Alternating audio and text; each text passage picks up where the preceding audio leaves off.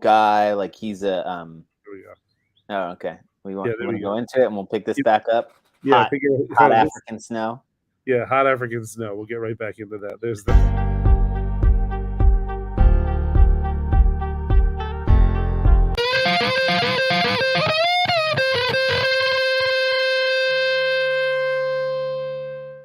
All right, coming to you live, Hot African Snow. This was all right. Real quick summary, right? Real quick, like this is the first 15 seconds of the pilot. So here's the background. Eric doesn't sleep at night very well because he's covered in a gigantic wool blanket. Right. So I said to him, I can't believe he uses a wool blanket. This is ridiculous. I imagine he's like the mountain tribe leader from Wakanda, from whatever. And you never came up with his name. What was his name? No, I don't. Yeah. Which he would have a mountain. He would have like a mountain, like a fur shawl, but he'd live up in the mountains, shirtless, with just like a jockstrap and like open-toed sandals, and that would be his kingdom. And he goes, Eric said, "How could that be? It's a mountain in Africa. I got to believe it's still hot." And I said, "To have snow." He said, "Yeah, but it'd be hot snow." And I said, "That sounds like an 8-part Netflix premiere series called Hot African Snow, starring Liam Hemsworth, not Chris Hemsworth, Liam, Matthew Lillard." And Liam Hemsworth is like a down on his luck tech guy who's found like a new way to manufacture and ship cocaine from the mountains of Africa, like from Kilimanjaro or something. And it like, right, it's a reduction or some sort of process from like some locally sustainable growing plant. Yeah, Mabuku of the Jabari tribe. Yeah. But then Matthew Lillard is Matthew is a corrupt DEA agent who knows of Hemsworth's character from like a brother-in-law or something or whatever, and so he comes to bust him, but in the busting of him says, "All right, I'll let this go, but you gotta whatever." And of course, there's going to be a love interest who's like Tiffany Amber Thiessen. Nah, she's probably a little somebody in there. Who would leave him? Somebody like Selena Gomez. Margot. Too marquee. Margot. This is Netflix, dude. Yeah. Not Apple Plus or HBO. Whenever I think of love interest, I think of Margot Robbie. I bet you she wouldn't make you sleep under a wool blanket. No, she would not. Please don't let Meg say it. Please don't let Meg know I said that. She just walked out of here a couple minutes ago. I think as soon as she heard it start, as soon as she heard Hot African Snow, she was like, "She's out of here. I'm not wasting my time with these clowns." And by clowns, obviously she means geniuses. Yeah. Well, I mean, I think we've got something. I think we could pitch that. To one of the streaming services. I think the name alone catches you. Yeah. Totally. Now, would it be is it action? I mean, clearly it's action adventure. I mean, Hemsworth, the other Hemsworth brother can do action. He could pull it off. Matthew Lillard, probably have 6 to 8 weeks to get into shape. He was in. We got to get out. He was in some show where he played an FBI agent. It was pretty good. I'm trying to think.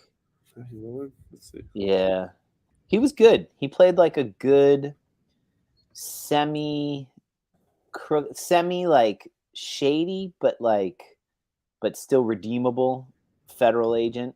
You're thinking of Scooby Doo. You're thinking when he played Shaggy in Scooby Doo. No, but obviously, yes. But yeah, big casting choice of who's because you got to have like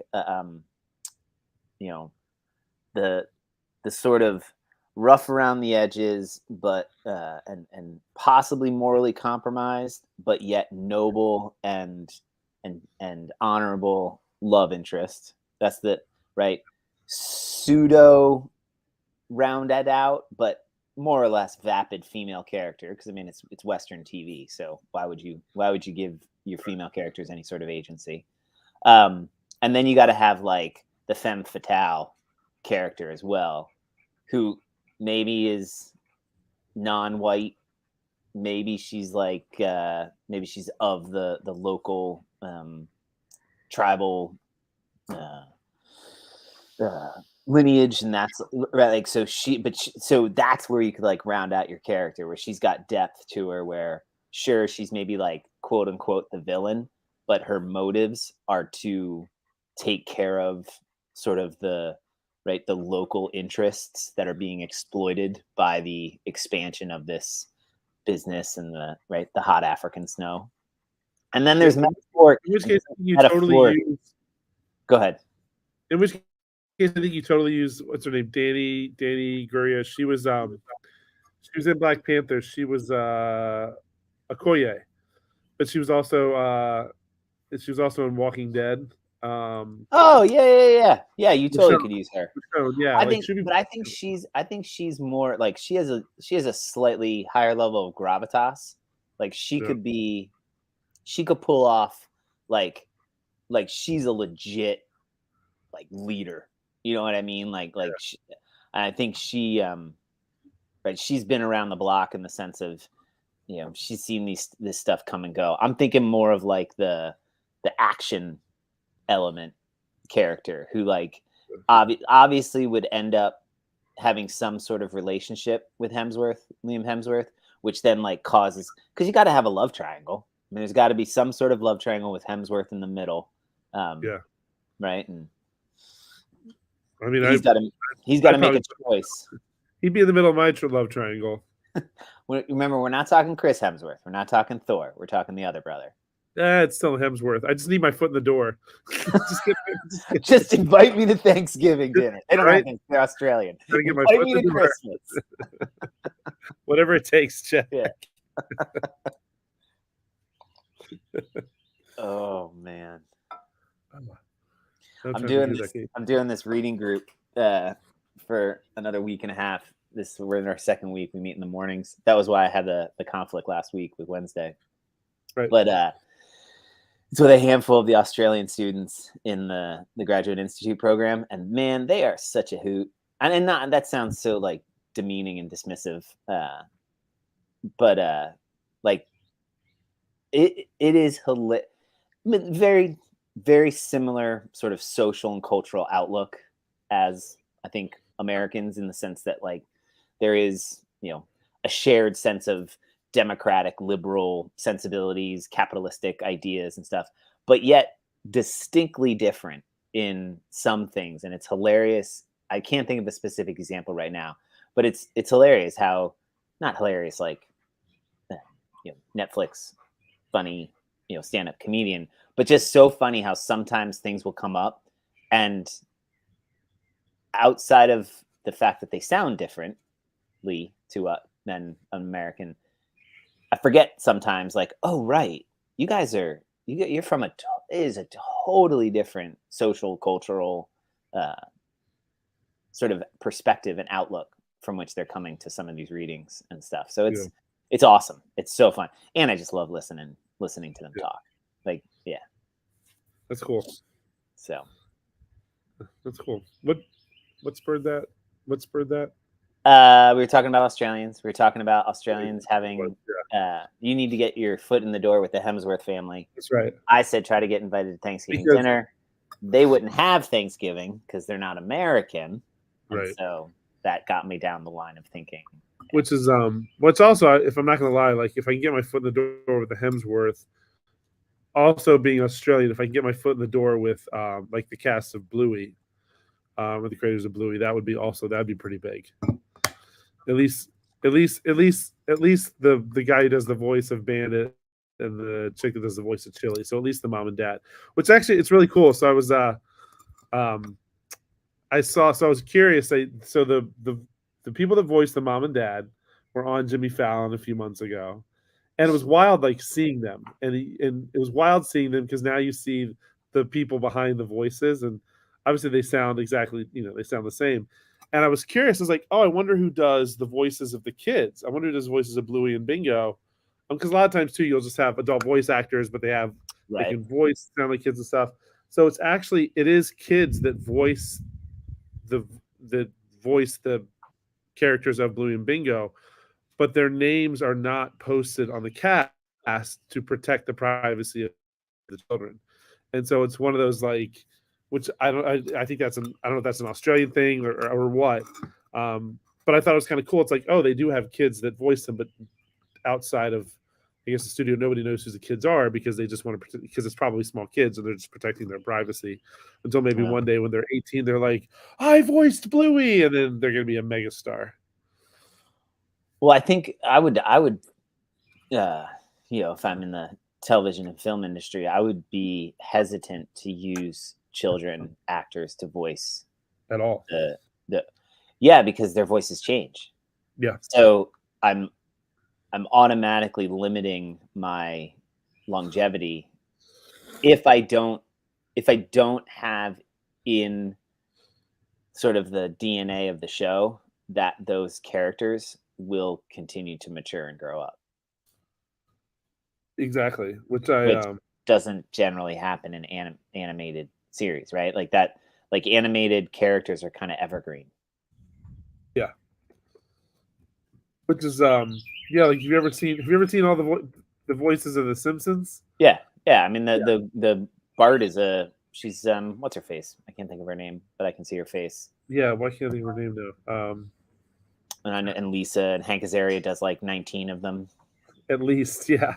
Between Hank Azaria and then there's two guys that voice majority of the voices on The Simpsons. Yeah. But to me, that's right. Like that seems as if that's a Auntie Cartwright. That's the voice of Bart. Yeah, that's a much more efficient, sustainable, logical way to do animated stuff than like actually casting it. The other, like the way you're describing it seems more like how they would do a movie, but that's a one shot deal, and so. You know what I mean? Like the people who voiced Aladdin, if they've grown up and aged out, it doesn't matter because I've got the movie in the can. Yeah, that makes sense. And it's funny because you bring that up because the show has been out since 2018. Bluey's been out since 2018, and unless I don't notice a change in their voices. Yeah, well, that's a good point. I know that was the fear with the Harry Potter movies. They wanted to hurry up and get done because they're like, we don't want 30-year-olds playing. 16-year-olds, 17-year-olds. Yeah. Why not? I mean, they've been doing that for the last 30 years with all the other ones, Saved by the Bell, and yeah.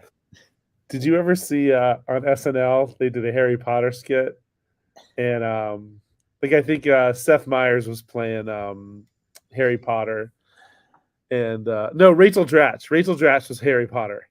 It was so good. And they had just come back from like summer vacation.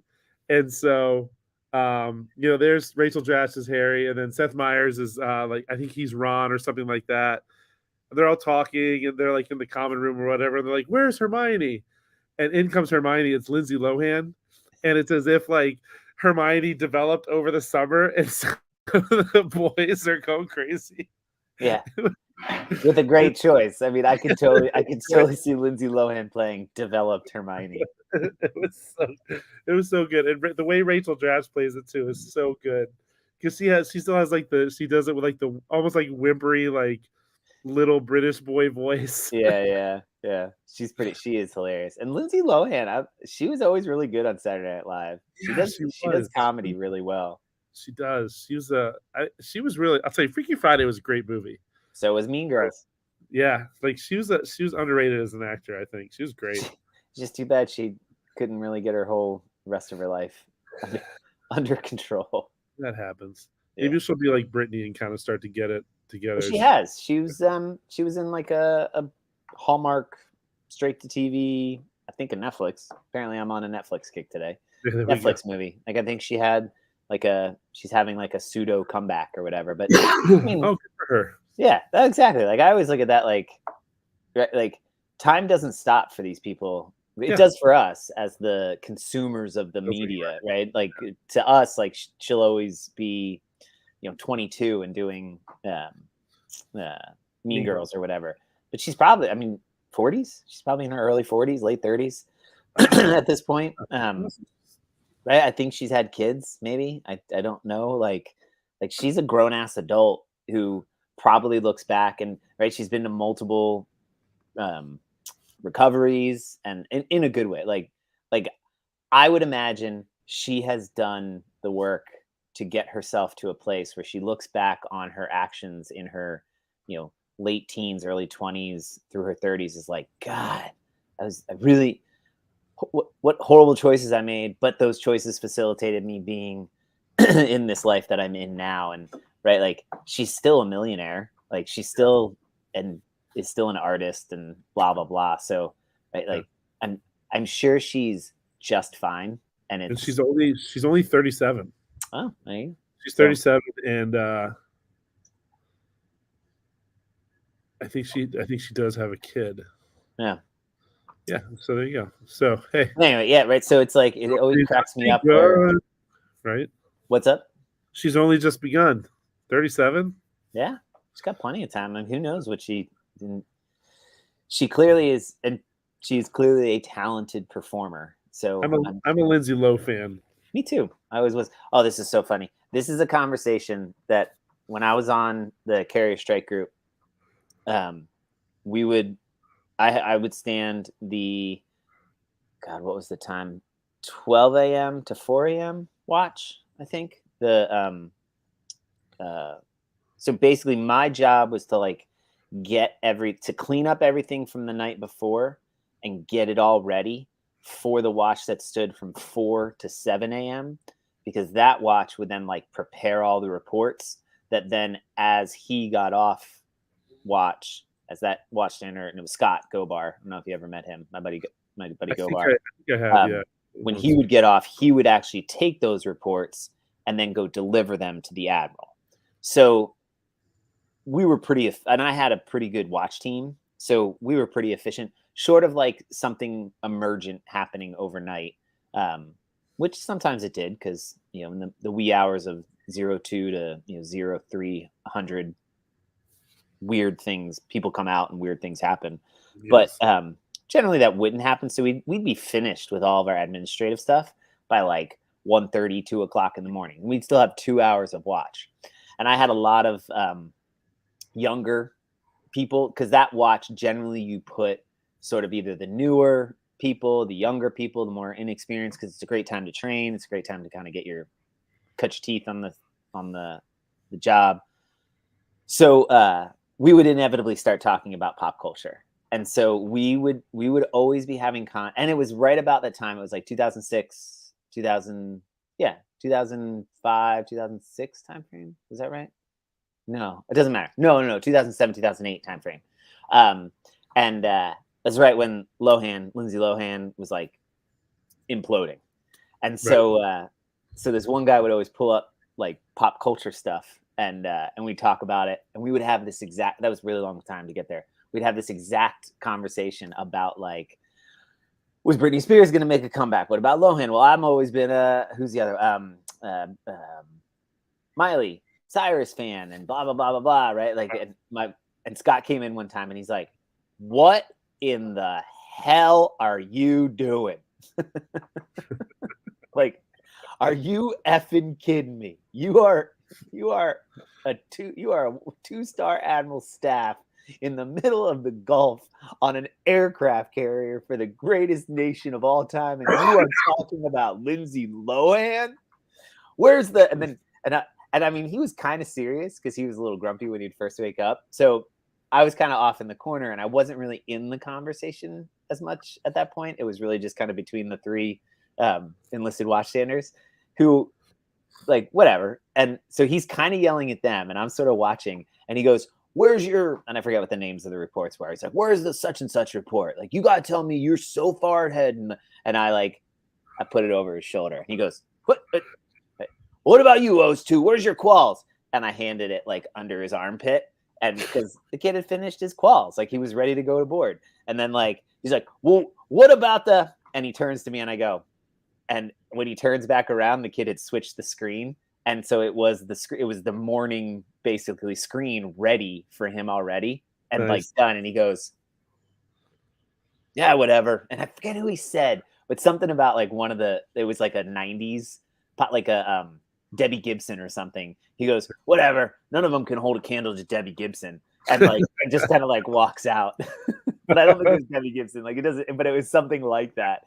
Yeah. And everyone was like, God, he's old.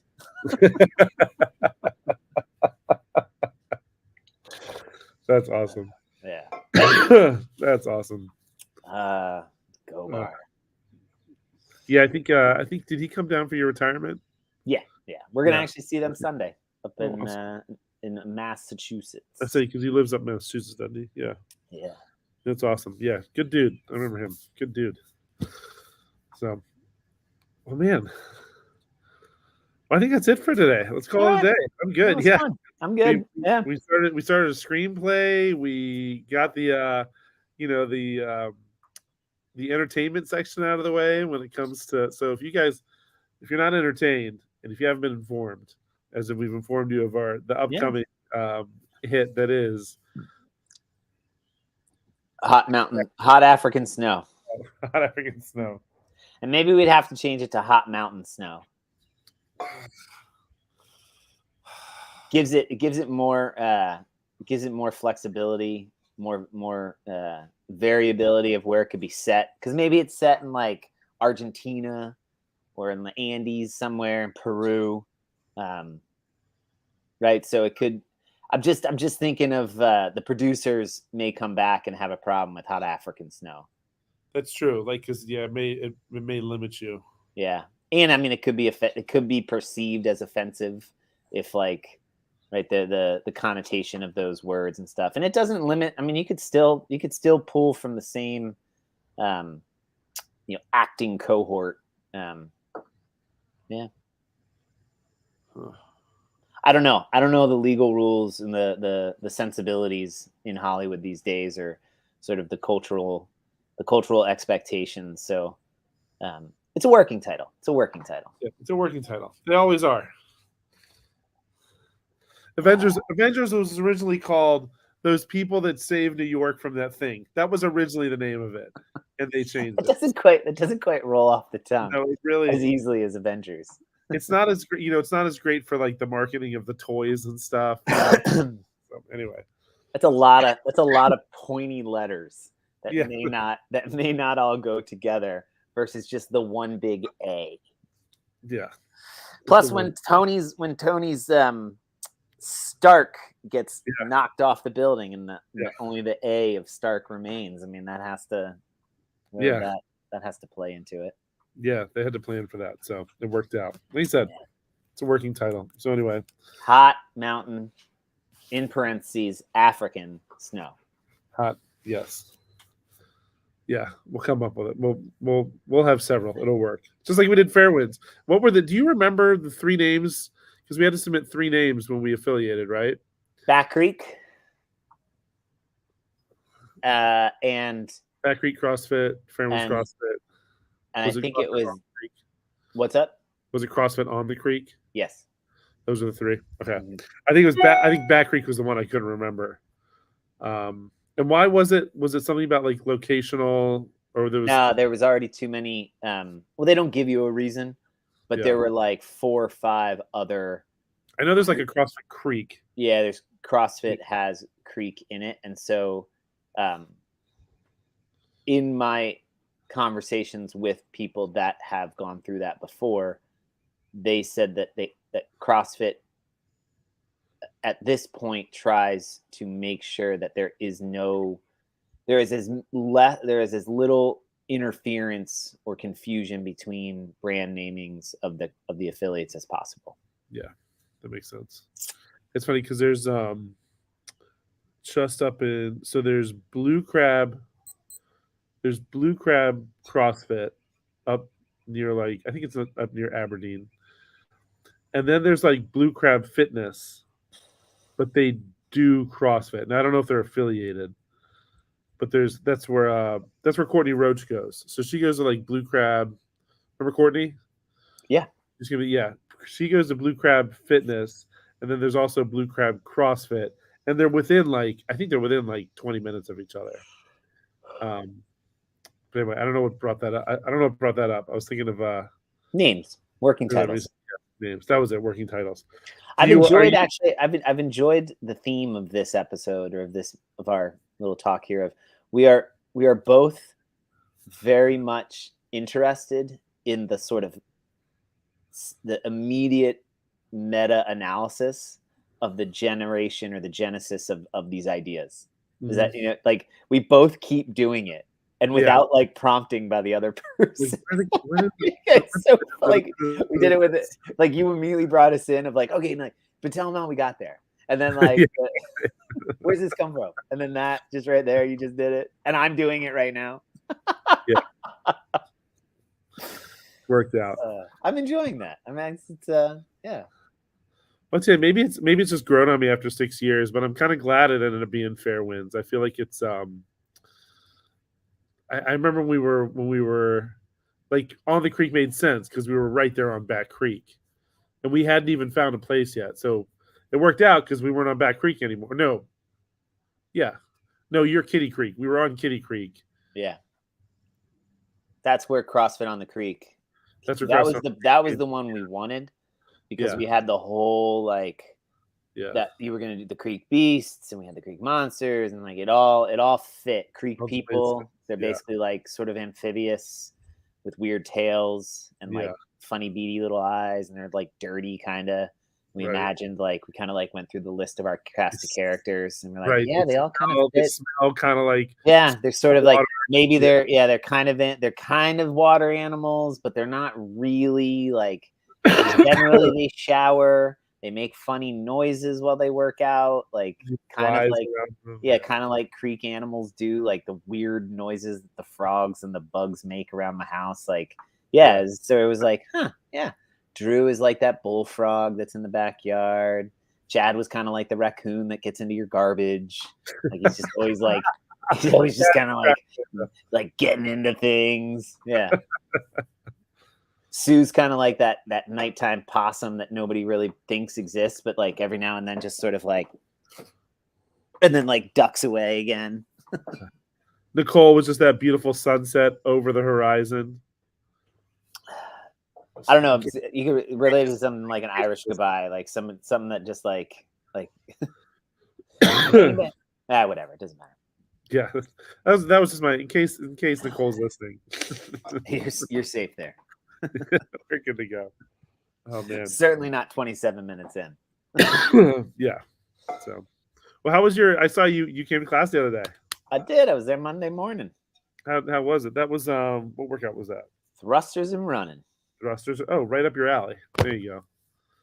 Well, not really. Not at all. Not thrusters, actually.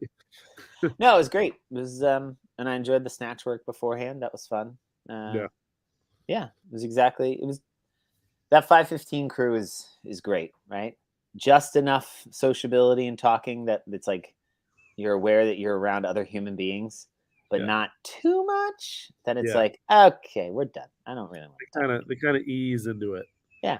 With the exception of Kenna and Shelly, they're socializing from the second they walk in the door. Kenna and Shelly are they're at it from the second they walk. At 5:15?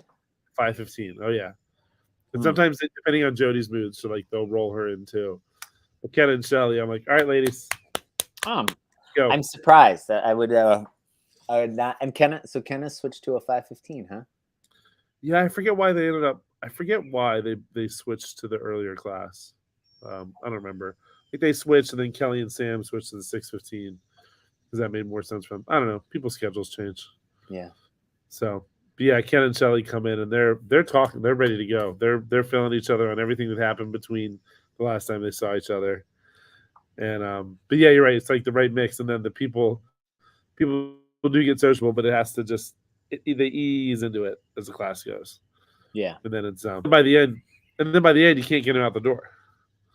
Well, right. Well, because all the adrenaline is pumping, you got the endorphins, and you're like, I'm done. And then like everyone likes to watch 615 suffer through the, aches and pains of waking up. And Yeah. What made you think that you wanted to get in a class here more in there just every once in a while? Was it just that having that? So it's a couple different things. I was listening to, have you seen Glassman has been calling in to Savan's podcast a lot more often. And so I've been listening to him because, I mean, it's fascinating.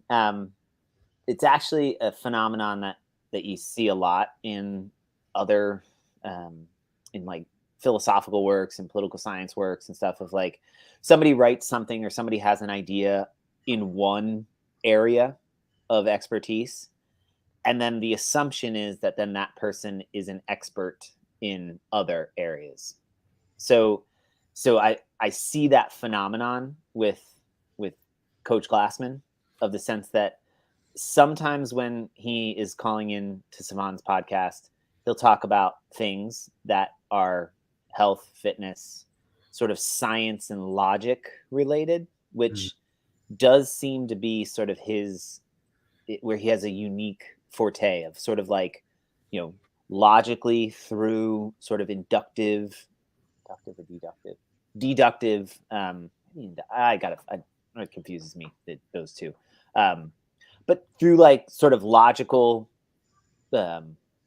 conditional sort of reasoning, comes to some pretty clear and I would say agreeable. I agree with his conclusions on stuff. Right. And then there's like this, like sort of association of that same process to a completely different categorical area of discussion. And Savan will not challenge it at all. Like, because he was right here, because Coach was right here, he clearly must be right here. And that cracks me up. And that's Savan is that because Savan doesn't understand it, so he's trusting Glassman's? No, I think Savan's a much smarter person than that. I think he does understand it. I think it's just what we all fall victim to, where like the allure and the just sheer presence that Glassman has, and like he's a very easy, I find him a very easy person to listen to and kind of start nodding along with. Like he has a very strong art of rhetoric. Yeah, he really does. That the very sort of slippery and seamless move that he makes into other areas of expertise, it's easy to find oneself, myself included, but I've noticed now with the interviews of like when he moves into sort of politics and other stuff, he uses a similar rational sort of approach. And in that, it's like, oh yeah, but he will often not take into account the other myriad of variables that those areas would include. And that's where I'm saying, like, Savan does not challenge him in the same way that he challenges maybe other people, but sometimes he does. It's just enjoyable. This is oh my God, this is a really long. So in one of the earlier episodes or one of the earlier call-ins, how do we go again? Sorry. They were talking about the simplicity of CrossFit. That one of the little callers, one of the commenters said, "Do you feel that there has been a degradation in the world of fitness since he has left CrossFit?" And in all honesty, I think the question is a great question. And Glassman kind of had already mentioned something of that I think there has been. I think the intensity with which Coach Glassman held to his original principles that were developed in the late 90s, early 2000s that would eventually become CrossFit, it is very difficult to stay quote unquote true to those principles and the simplicity of functional movements, done. I'm totally blowing it. But you know what I mean? The fitness, staying true to the fitness in 100 words or less is actually it's such a simple prescription, but it is such a difficult thing to stay true to. And I'll even offer to you Monday's class. What was the need of that snatch work beforehand? Do you know what I mean? Yeah. Like, is it there to fill the hour? Like, Right. is it a good place to get some skill work in? And I'll offer to you, it actually degraded your coach's ability to coach at her current ability. Mm. And it's not you. This is what I'm saying. Like, this is the conversation and please don't, like, it's not a degradation of the class. Like, the class experience was extremely enjoyable. If I'm a drop-in from another place, I had a great time. Awesome people, so amazing. In the sense of, like, it was very enjoyable, very fun. I walked out, right? You got fitter. But if I'm being nitpicky and thinking, like, what the fuck? Why did we have to do this and then this and then this? It was very close, teetering on the edge of, like, we kind of just were cats herded through a series of sort of 4 different, somewhat disparate things to sort of scratch the itch of, well, that's what you're supposed to do in a CrossFit class, instead of just, and it, right, like, this is the state of, and this was the question of, has the idea of what a CrossFit class consists of degraded since, right, the initial inception of, what's the problem with just doing 3 rounds of run 400 meter, 15 thrusters and run 400 meters? And, like, how much time could you spend on just some running work, just some thruster, front work, front squat, push press work, set up to be able to then do that 7 to 10 minute thing even that much better? That's the question. And I found myself, when I work out at home, I just add more stuff. And so, yes, the things are going up, and, like, the coverage of what this CrossFit thing is supposed to be is going up. The intensity and the efficacy of those things is going down, because if left to my own devices, even with external programming, I'm going to fall into my own biases and my own ruts. You go to a class, it's inadvertently or more explicitly, I'm not in control. Like, I have to abide by sort of what her guidance was, which was, right, like, be uncomfortable. I really debated, do I go RX? Can I do 3 sets of 15 thrusters unbroken at 95 pounds? And, right, so there was a much more deliberate need to sort of make those decisions, which in the end, I would say, yielded a qualitatively 5 to 10% better intensity in the execution of the workout, without the necessary addition of, like, a shitload of volume or more stuff. Right. So all of, like, the social, psychosocial, emotional stuff aside, right? It's good to be around other people. We're political animals. We should be around other people, right? Like, all that stuff aside, from, like, just is this making you a better, fitter athlete, a better human? Sure. Like, I think there's something to that you can't get on your own. That's what Savan and Glassman were talking a little bit about, and I appreciated it. I was like, you know what? Yeah, I should. Not even a should. I kind of want to, once or twice a week, come to class, and there you go. It's funny, Savan, you'll hear Savan talk about it all the time too. Like, he preaches, like, get to an affiliate, get to an affiliate, get to an affiliate. But he himself does not go to an affiliate ever. Right.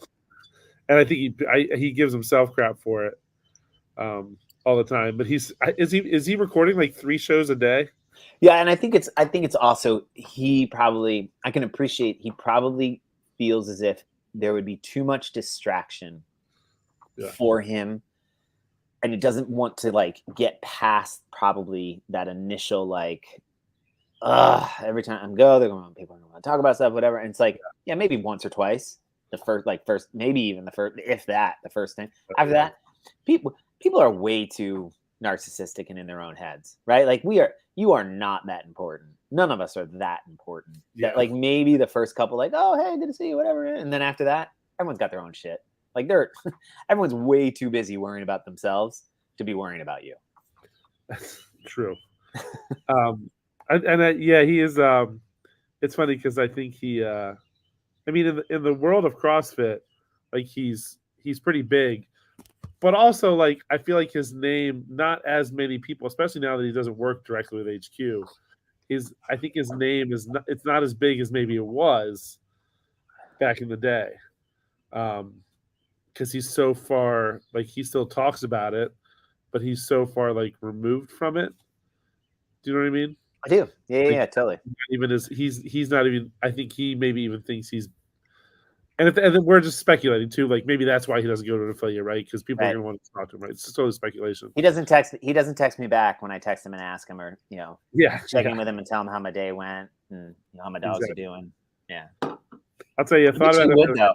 I bet you if you did, you started like, hey man, and if you just like kept doing it, he'd probably text you back. He might. Like, I feel like he would. Like, he feels like Yeah. that guy. He's going to try and respond to as many people as he possibly can. Well, I think what it comes down to is if you catch his interest in that, if you made it emotionally worth his while, then yes, 100%. Just Yeah. look at the team he's collected. Like none of those guys in of themselves are super talented or doing anything like amazing. They just kind of like each other, and Yeah. Savan liked them, and Yeah. they filled out sort of this sort of fun cohort. Yeah.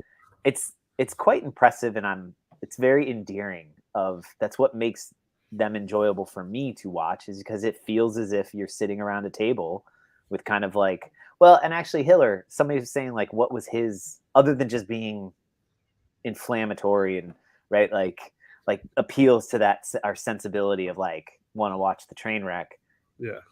He also captured that feeling of this isn't mine, I forget who said this. He captured that feeling of a bunch of people, normal people, sitting around an affiliate bitching about watching the open thing or say, I can't, but that's not that, blah, blah. Like Hiller individually sort of mimicked that and captured that sentimentality and then made it available and viewable for his audience. And in that's as simple as that might sound, like that's a really hard thing.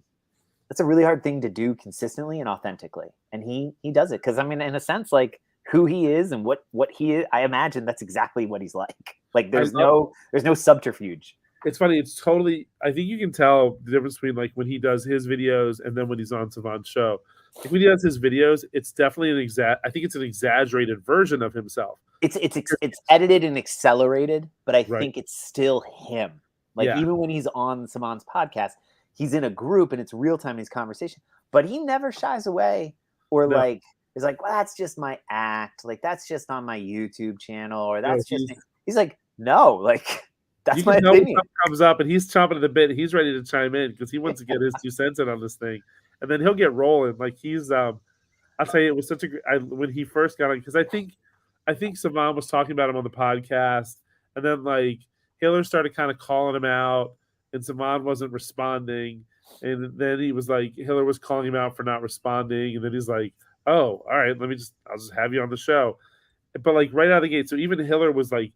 He was kind of poking the bear, but then when he got on the show, he was really respectful because he just knows that like I kind of have to poke the bear to get the attention, and then once I get to where I need to go, like just say I'm actually like an okay dude, and I think it was so it's funny. Now he's just a regular on the show. I think in the way you just said that, even there's something to where the fact that he is unapologetically sort of in conversation with the media and the material that somebody is producing. So, all right, so you and I record this live, it's out there, whatever. And let's say somebody else does a podcast after this comes out in response to us. So is in conversation with us and is extremely aggressive and like picking apart everything we're saying as we're going through it. Let's say that offends me. And now all of a sudden, because I'm offended, I make a qualification that the person doing that is not a good person, is not a good dude. But that's not the case. Like they're just in conversation, but the disconnect is they're not in conversation with us like real time. They're in conversation with something we produced. Right. So they're obviously going to be as aggressive or as kind of pointed as they would be real time. But the difference is in real time, you do have to give and take in the conversation. So the artificiality of of the conversation being separated by time, we immediately assume that the person is an asshole or that they're aggressive or they're not a good dude. And then when they show up and they're doing the same thing, it's just they're doing it in a normal social kind of way. We immediately go, oh, see, they're not an asshole. They're actually a really good person or whatever. It's like, well, I think that's a misassociation of behavior to character. Like it has nothing, the person's behavior doesn't really have anything. Like Hiller's he's a human being, and his character is he's aggressively challenging somebody in rhetorical debate. Like that's it. And he has to do it often with disparate time separation. Like you can't, like he has to do it from video of somebody's submitted workout. So because the other person can't respond real time to what he's saying, he looks like an asshole. But he's not. He's like, look, you put this out there. I'm calling you out on your agency of this is the material that you are saying you want to be out there in the public space. Now in the public space, I'm commenting on the material, not on you, right? Your lack of depth in that squat does not mean you're an asshole or an evil person. What I'm saying is your depth of squat is not in line with the rules of the whatever. And so that's the only, like, I really try, this is something I really try to hold at arm's length character qualifications based on somebody's activity of discourse with public media. Does that make like yeah? And he tries to preface that a lot too. Like he'll say it all the time that this is not an attack on you. This is the standards are this, and you're not meeting them. Of course, he gets blocked all the time by athletes because it's I don't know. Like he's a lot of times too. He's not wrong. There's plenty of stuff where he's not wrong. Yeah. There's plenty of stuff. Well, I remember the time we were looking at Danny Spiegel's squat, and we're like, well, in that case, you are wrong because you're kind of looking at the same thing, and you're also this and that. But also, like, I don't know. He's an interesting dude, and it's like you said that group that now Savan has. I love like Brian Friend is such a numbers guy. Like he's totally the Brian Friend on the show. Like he totally he can spat out stats like that. It's like watching if you're watching a basketball game, you got your play-by-play guy and your color guy and your I forget what the third one is, but there's a guy that spits out stats right off the top of his head. That's the Brian Friend spot. Yeah.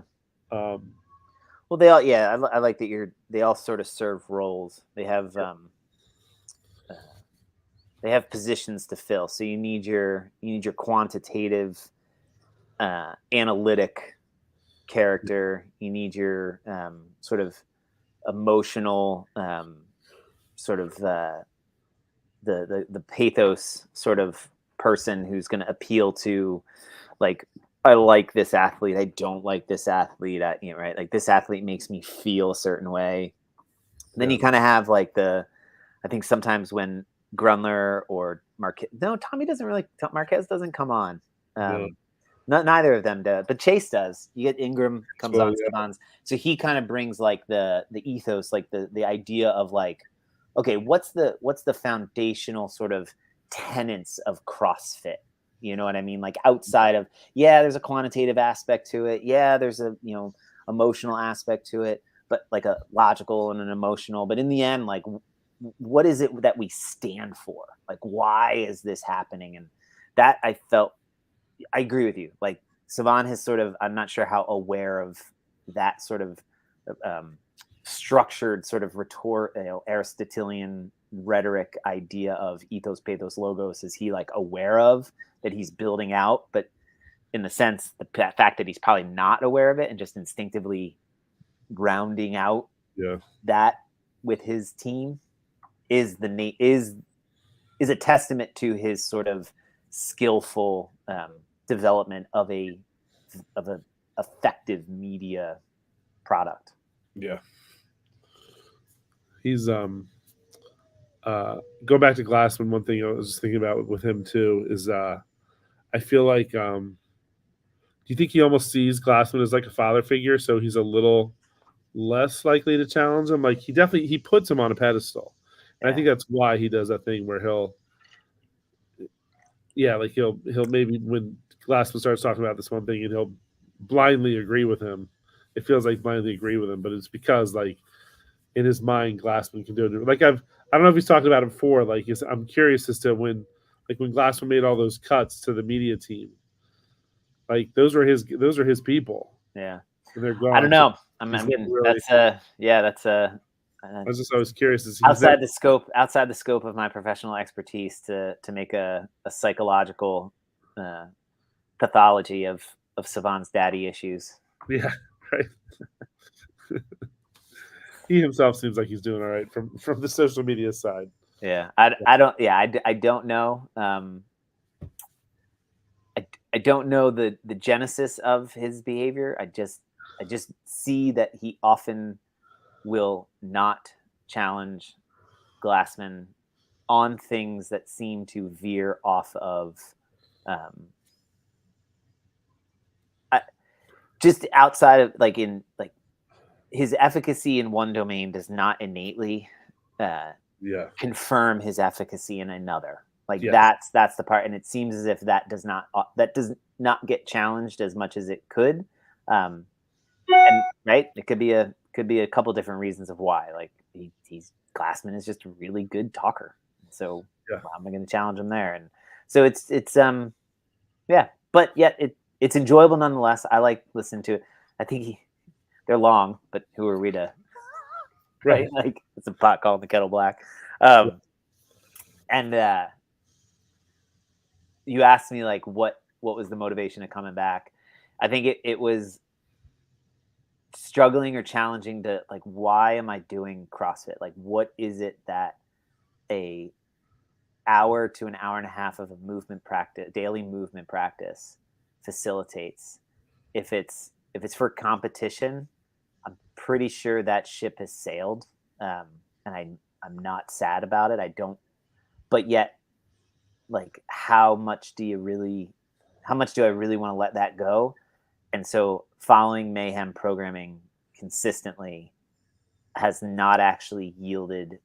It's great programming and I like it, but it has not yielded the pleasure or joy of what it did initially. Like the excitement is sort of worn off.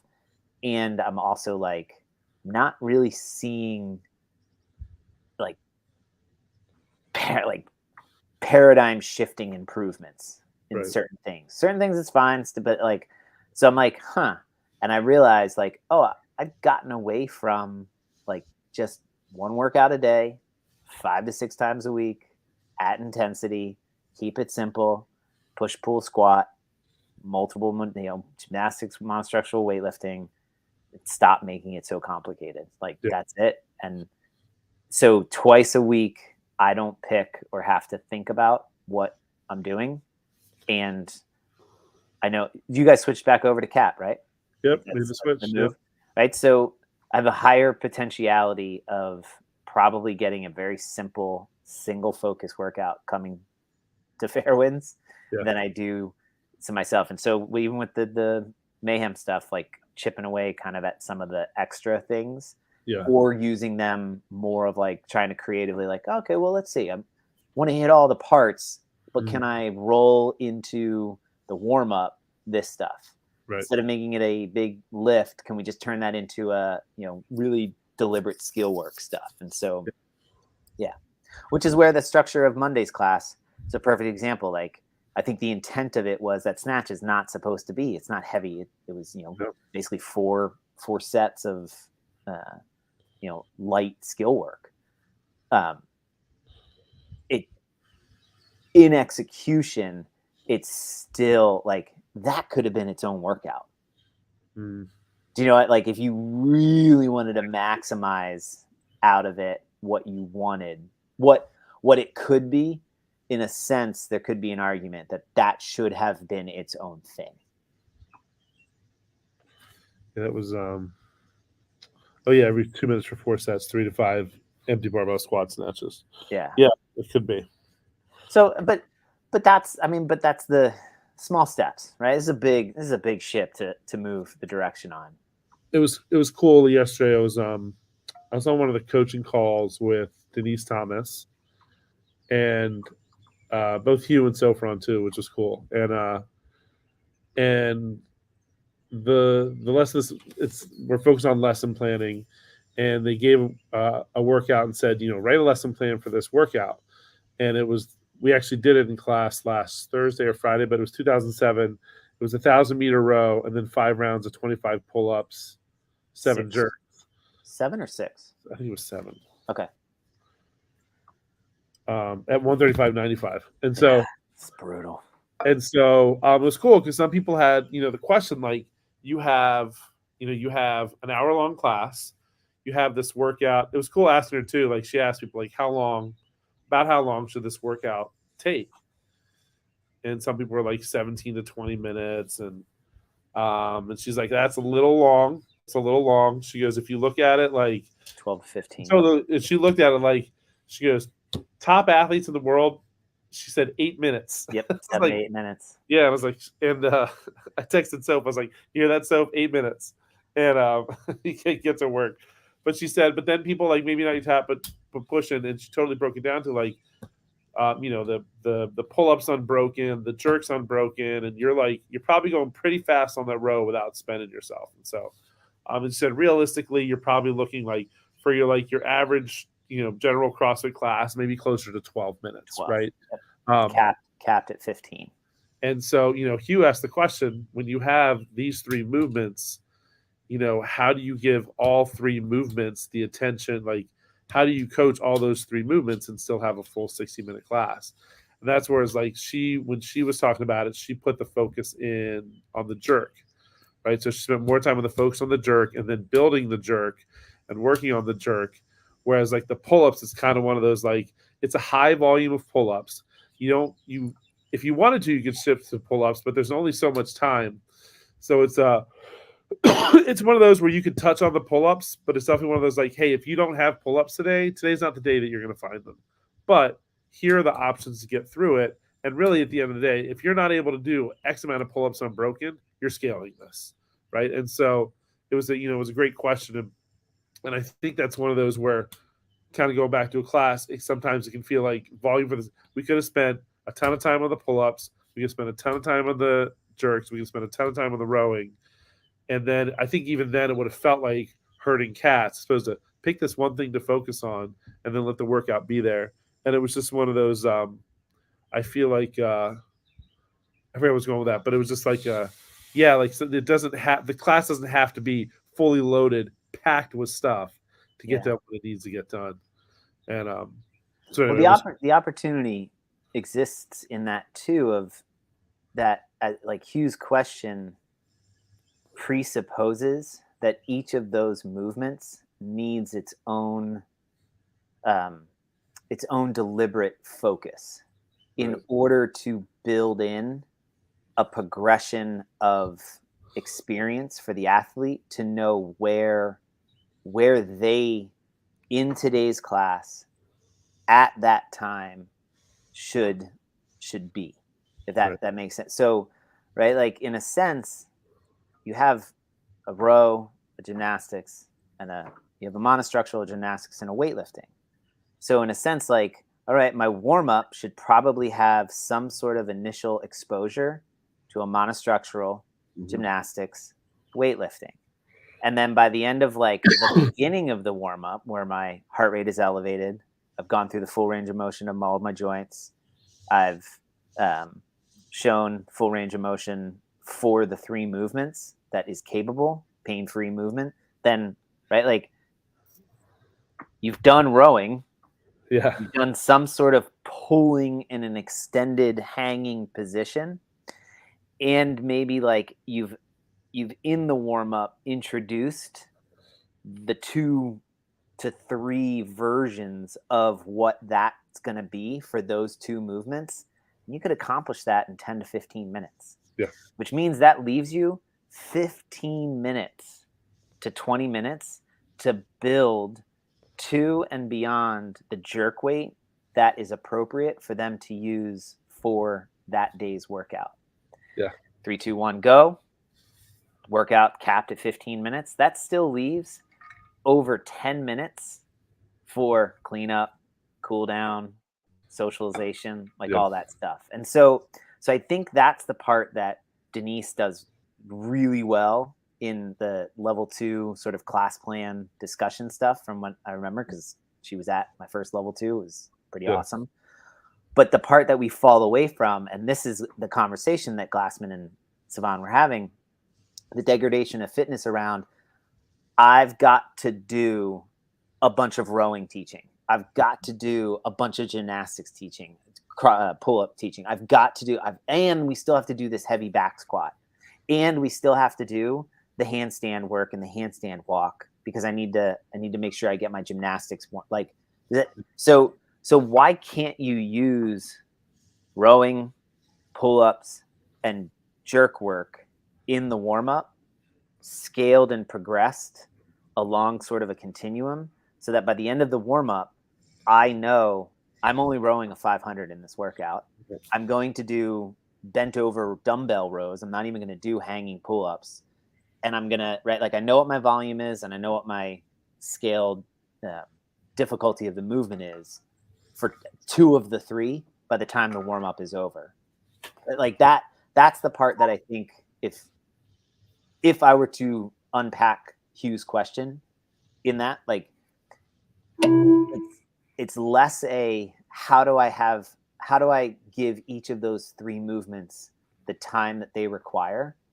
Well, you have so much, like, do not have them go for a 400-meter run at the beginning or a 200-meter run at the beginning of the class, because I don't know what to do yet.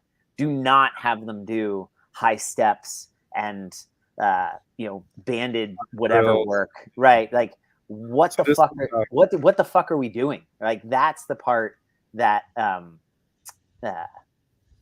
like that was the warm up. Like that was this was the general warm up. Yeah. Yeah. So you see, like, here's the row. You get a good amount of meters in the row over the course of, it ends up being 2 minutes, and then you see the pulling progression, the pull up progression right here, which can totally use that bus stop. Like, this is where people are going to figure out where they're at on pull ups. Yeah. And that's, that was 10 minutes. And clearly, right. So, and here's the thing, like, if in this class plan, in this description of this class plan, I finished the first set, how many coaches asked their athlete, how far did you row in that easy pace? How far did you row in the moderate pace? How far did you row in the second moderate? This last set, it's going to actually be a minute, and it's for distance at the pace that you think you want to keep for the workout. If you're planning on doing the full 1,000, you better be over 200 to 250 meters, or else we're scaling this thing to 750. Yeah. Right. Like, so by the time they're done, and that way I don't have to come back to it later. Right. They got their board and be like, when you finish that one, they write it. And then same thing with like the jumping pull-ups, the pull-ups, banded or whatever. Like, I think that would be like one big jump too far. There's sort of like an uncanny valley between the jumping pull-ups to the regular pull-ups. Like, is there another option in there? Like, you've established they could do ring rows. Awesome. They could do jumping pull-ups. Awesome. Is there another third version possible? So this structure is awesome. It's perfect. The question I would have is if I'm the coach, what's my intention at the end of the first set, at the end of the second set, at the end of the third set, at the end of the fourth set? And do the athletes know that their experience at the end of those should allow them to meet the intentional purpose of each of those sets? Yeah.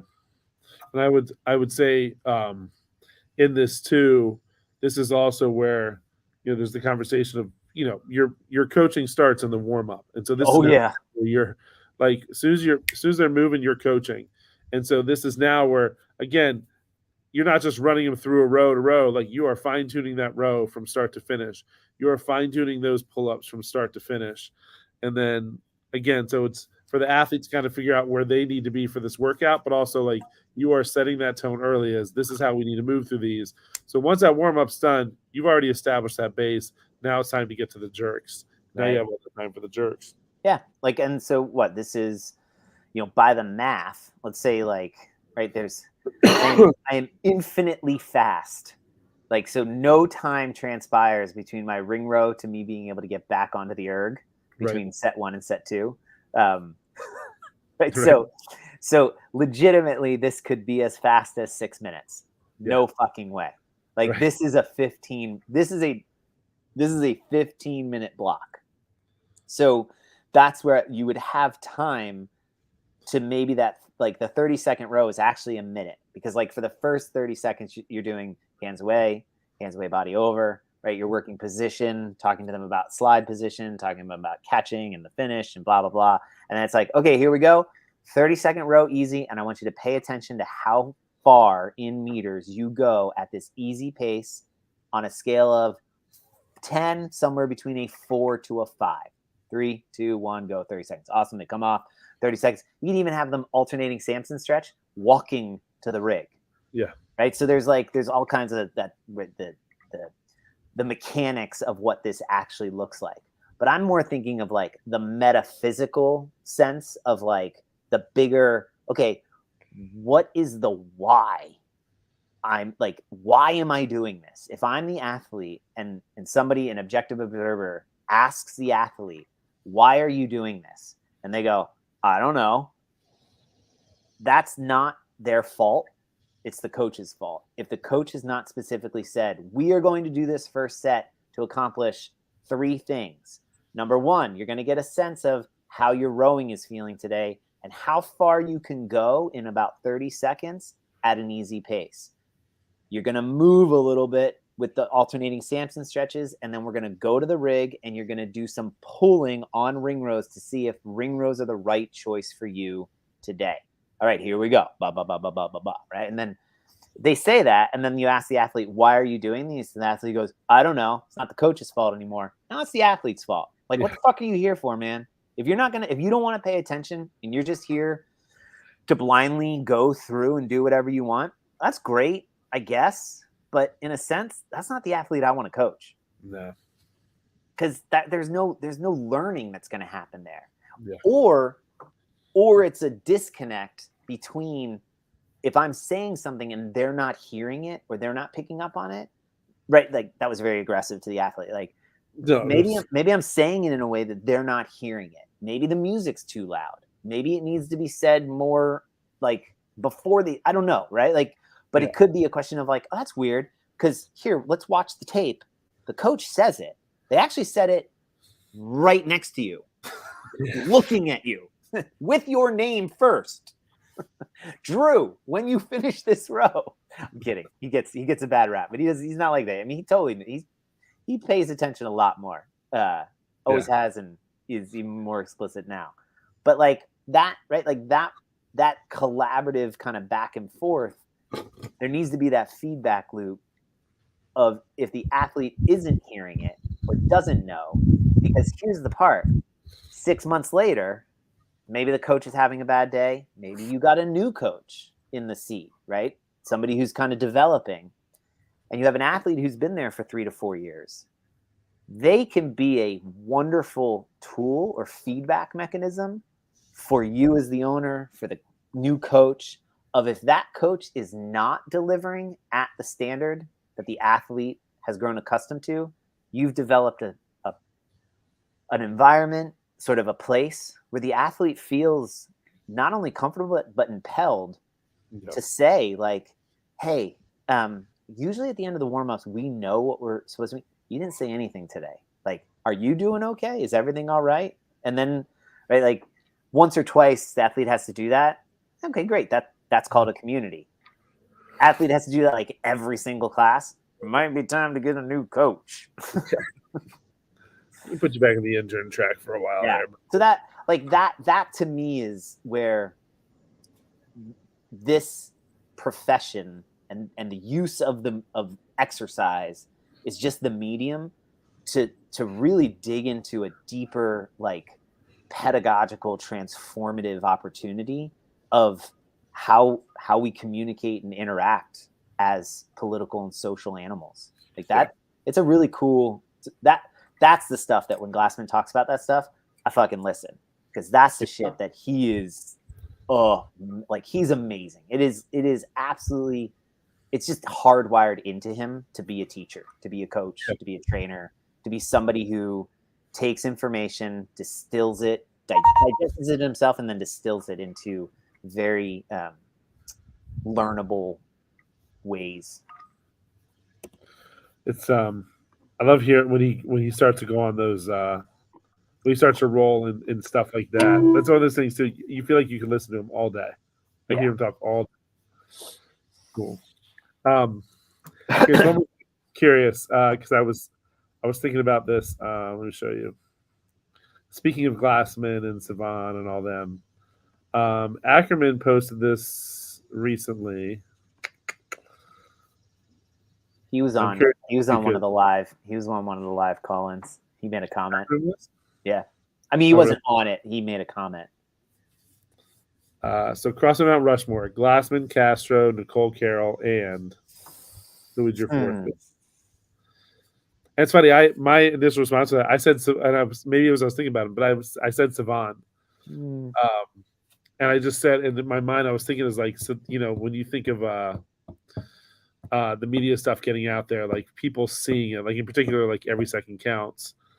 I would say Annie Sakamoto. Annie. Mm-hmm.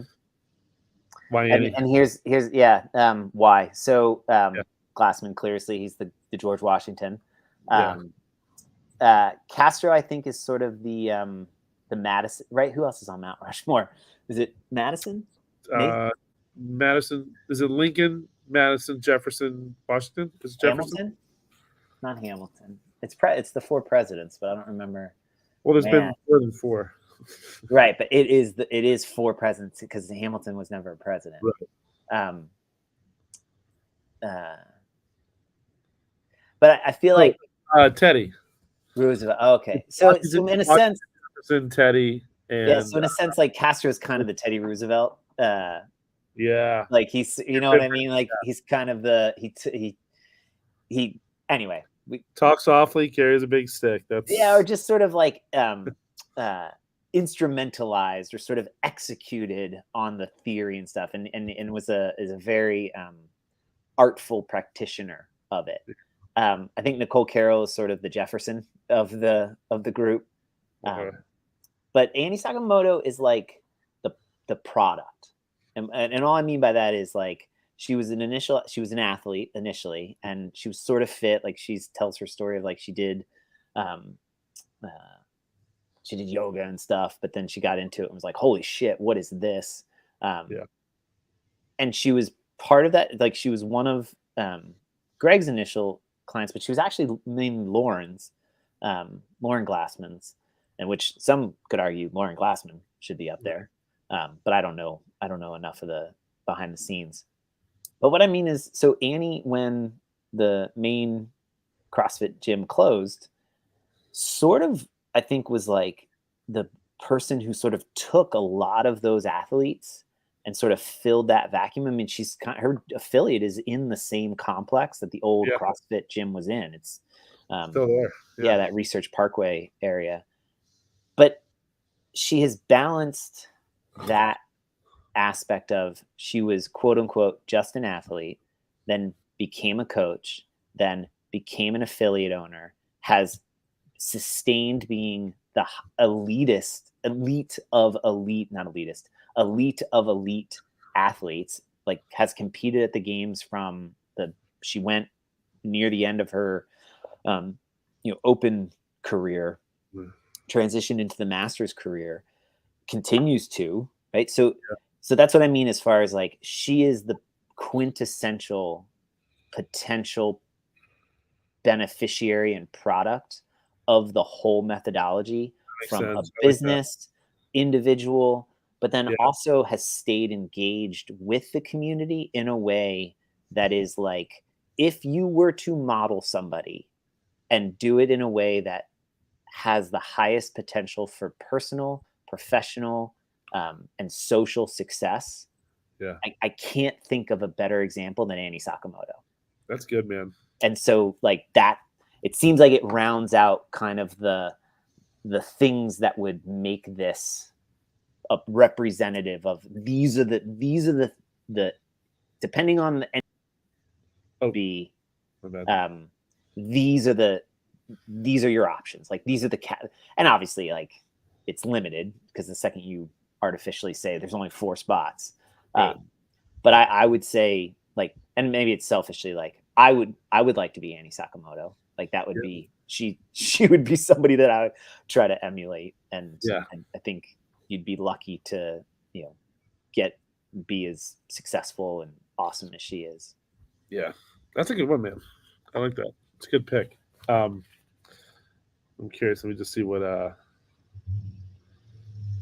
someone put. Froning, Pat Sherwood, Whiteboard Daily said Annie Sakamoto. Next question. I agree with him. Chuck Carswell. See, so here's I would say Pat. Who was the other one before Chuck that? Carswell? No, that was after. That was last. So you went through Froning, Pat. Yeah, okay, so Froning falls under, I think, the Annie Sakamoto category.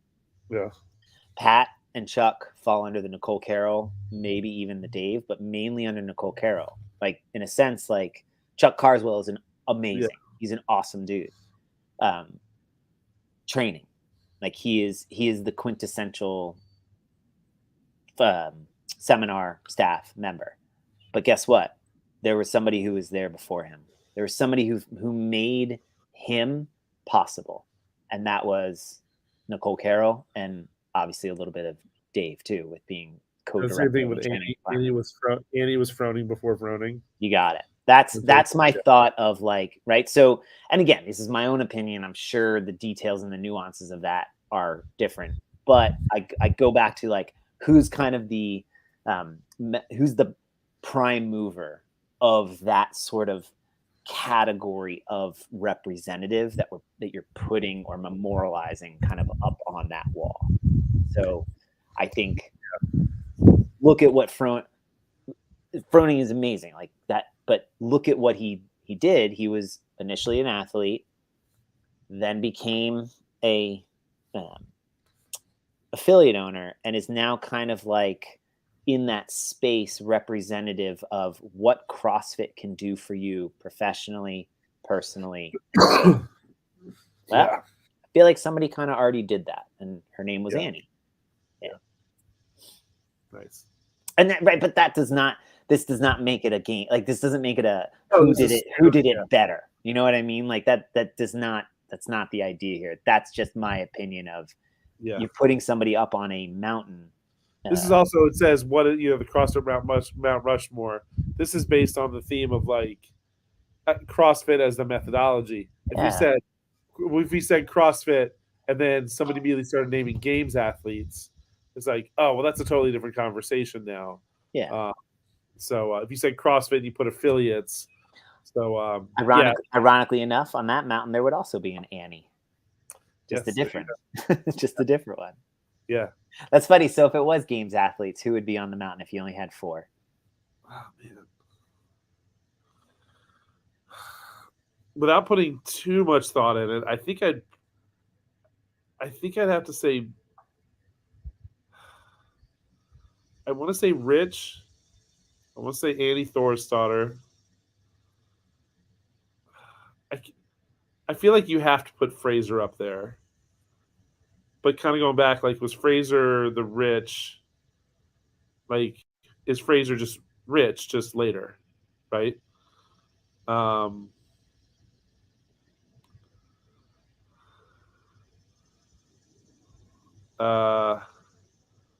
do you put Castro on there as the games, or does it have to be games athletes, right?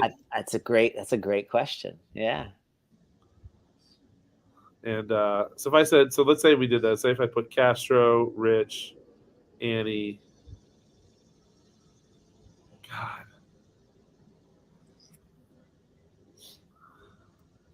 For whatever, that fourth one. Who's yours? I don't know. I'm struggling. Yeah, I'm glad you went first. I want to say what's his name? The dude that won the Terminator. He won in 2000. 9, Miko. Huh? Miko. Yeah, for whatever reason I want to say him, but like, well, I don't know why. I just like him because he was sort of the transition from the 2007 2008 idea of what a games athlete was to what he basically. I mean, others were doing multiple workouts in a day, but Miko was like he was doing volume before Rich was doing volume. Right, but I mean, you could argue Rich could be like, I was doing that too. Like, yeah. Nobody just didn't follow us, and just no following the camera. Yeah. So it could be an argument, but Andy says, I struggle. That's too many dudes. Like, I think, Andy's got a good point. OPT, the longevity of, did he have? I don't disagree with that. I think that's a great option. But has he continued to have an impact on, if this is the games mountain, on the games and its represent? No, OPT. OPT, James Fitzgerald. If he has continued to have an impact in what the game's stated mission is, which is to find the fittest man, woman, and team in the world, as defined by CrossFit's definition of fitness. And so that's like, I look at that, and yes, I think you're a good call. I didn't think about Castro. Like, yes, I think Castro has to be on there. I think, I don't think Greg is, because I think Greg thought the games was like a fun idea, but he kind of was like, I could take it or leave it. I'm doing that every day in the affiliate. Like, why do I need the games to do that? In actuality, he said it recently on another episode of where the games athletes actually have transcended the idea of the fitness health continuum, because they are the least fit by the time they finish the games. Right. So yes, their ability to get to a state where they could do the things they've done has utilized the methodology to move them to the furthest edge of that continuum as possible. But to the state to where, to test that, they actually have to degrade their fitness beyond, past, or outside of that measurement. So I don't think Glassman goes on the mountain. I agree with your idea of Froning. I think he transformed the idea of what it means to be the longevity. I think Annie is this is a dismissiveness of, she's the female version of Froning, but not like, she is her own thing, and it's amazing. I mean, 10 years. She's always there. She's always relevant. Post pregnancy and like balancing things, and she's an affiliate. Like she is superhuman. I don't know how that's possible. I almost wanted to use her first. Like, she was like one of the first names. Agreed. I think she defines. It would have the only thing that would have made it even clearer that she should be up there, without a doubt, is the fact that she would have been there in 2007. But I don't think she was. I think her first year was 9. So that, the fourth one. My question is there a female presence that goes up there? Is it another male? Is it another athlete? Like, I don't know. I agree with you. I don't think it's Frazier, because there's a what's the word I'm looking for? Like, there's a singularity of his purpose. Right. Like he's and maybe that's the justification for him of, like, if you want to define a athlete that had the sole purpose of winning the games, it's Matt Frazier. And he defines that now for, like, this whole next generation. So does that then say that Tia should be up there too? But the problem is she's not done. So it's like I think it has to be, but neither is Annie. So in a sense, like, she's disqualified from going. Yeah, like, that's what I'm trying to think, that like another female presence, right? Like another female presence that like just had an impact from the early stages. Yeah. That's tough. And it's is it what's her the Rogue, the husband and wife, is it Bill and Katie? You put like an amalgam of Bill and Katie Henniger, right? Because in a sense, if they don't exist, and Rogue doesn't exist the way it does, the game's mechanically doesn't look the way it does. Would you consider Bridges? Josh Bridges? Yeah. No. So, like I love him, but yeah. no. Yeah, it's tough. Like I mean, because that opens the door of Spieler. That opens the door of yeah, it's true. Same idea. Like Hackenbrook, Khalipa, right? Like Khalipa's the only one of those who won, but like, right? Like he said, Sam Briggs. Yeah, maybe. Longevity again. Yeah.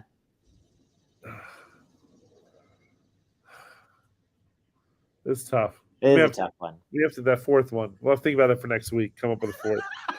Why? This is unscripted and unplanned, so I like that. But that was a good the idea of the CrossFit Mount Rushmore. I think that is a fun.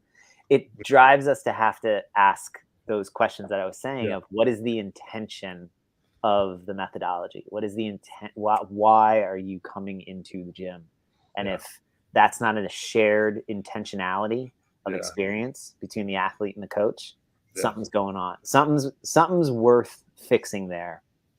Like if I finish the warm up and I don't know why or what I just did, there's a deficiency in process at that point. And it's not a blaming of like, is it the coach's fault? Is it the athlete's fault? Is it the programmer's fault? Is it the affiliate's fault? It's like, no, it's just a deficiency, right? Yeah. So like we're all here. We're all taking our time to be here. So try to fix it. And on the coach, most likely it's going to be on me to be the prime mover of that fixing it. But everyone's got a role and a stake in the game. Yeah. So cool. All right, man. All right, let's gratitude it up. Oh man, I haven't thought about it, and I haven't thought about it this week. You got one to go. Yeah, I'll go. Man, I was just thinking about it this morning too. I don't think I said it last week because I don't remember if it was before or after. But Fee told me that I was her hero the other day, and that just like sat with me. Cheer-worthy. It was just it was like middle of the night, and she woke up and she needed water, and her water bottle was empty. And I went downstairs to fill up her water bottle and brought it back to her, and she just said, "Dad, you're my hero." And I was like, "Oh," and I was like, "Oh, go back to sleep." I was like, but yeah, that one sat with me because it was like, oh, like that was nice to hear. I don't know. It's no context other than I went and got her water for her in the middle of the night. So sometimes I'm like, are you saying this because like are you trying to watch a movie and you're just trying to butter me up a little bit? And so it wasn't right.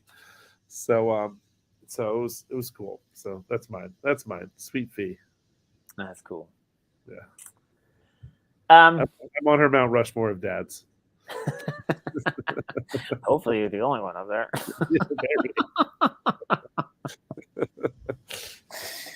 Well, there's Uncle Ted, and there's Uncle Jake, and who? What? Who's coming by the house? The Amazon guy. He's here a lot. Brings her stuff. The guy from Royal Farms. I think I'm grateful for just the idea of CrossFit, for the methodology of being able to walk into that class on Monday and do 45, 95 pound thrusters and a mile or what 3/4 of a mile run. Pretty quickly, I would say. Like I went 7.5 minutes and did the thrusters unbroken, and Soph nailed it when she said it should be really uncomfortable the whole time. So try to get there and stay there. And I did. And I was a little sore and tired on Monday, but I didn't wake up Tuesday completely wrecked. Yeah. And I had programmed to work out last Friday for Andy's birthday. So overprogrammed. It was stupid. I mean, it was just birthday wads, though, don't we? Yeah. But it was just dumb. And it was making me like question all of my fitness, everything I've done, right? Like, oh my God, this is horrible. I'm not doing anything. I have to right? Like just rolling down that hill and into just absolute depression and like, oh God, everything's the worst. And so it's like, hold on. Like, A, that was a stupid workout. B, it was really hot. C, like, I was tired. And so it's sort of like all those things. And so it's like, let it go. Just, you said it last week of like, just let it go. It's okay. You don't have to hold on to it. So I showed up Monday and did the workout and did just fine. And so it's like, okay, I'm pretty fit. This works. And oh, by the way, it doesn't have to be so fucking complicated. Yeah. Like, just do some thrusters and go for a run every now and then. Do some pull-ups and, deadlift something. Like, sorry, I'm distracted, but what do you got going on? What is that? I feel like you should push that down. Down or away? I don't know. What's happening? Anyway. You're like you look like Doctor Strange. It's like a comb. It was like the worst comb over, except it's definitely not. Anyway. So yes, I'm grateful for that, and I'm grateful for your hair for knocking me out of my little tirade there at the end. So that's it. And he said it was fun though. It was fun. It was fun. Did you hear? Did you hear? Andy, and he's here, so I'll talk about him. I don't think I've ever seen a human being have that much sweat come out of their body after the workout. He was sitting on the stack. They're sitting on the stack of 25-pound plates that I have. And so he gets up and there is legitimately like, you know how 25s kind of have like the rim around them or whatever. There was a pool of water filling like a cup, the entire depression of the 25. You know what I'm talking about? Like completely filled with water. And I looked at him, I'm like, dude, did you spill a bottle of water, like a water bottle there? Or did you pee your pants? Like, are you okay? Like, did you just die? Like, did something like, he's like, no, it's just sweat. I mean, it was so much sweat. I mean, like, yeah, a little gross, but I wasn't like grossed out. I was just dumbfounded, like amazed that much liquid could come out of a human body. Just sitting there on that stack of plates. Really just think of this gif right here. Was that him just dripping? Yes.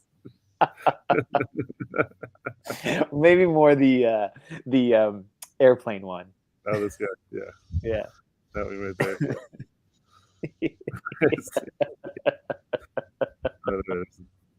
Yeah, that one. That's Striker. Perfect. Striker.